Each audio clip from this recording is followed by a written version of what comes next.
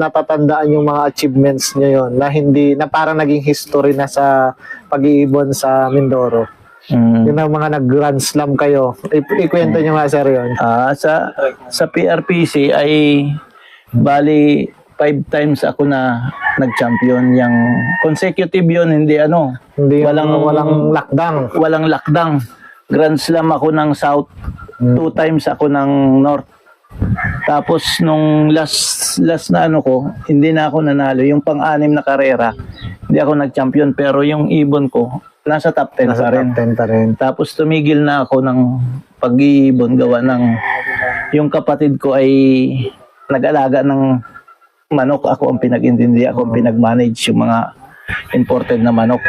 Kaya ako'y tumigil sa pag-iibon. Pero yung mga ibon ko, ipinahiram ko sa mga kaibigan ko. Anong date o taon kayo nagtigil?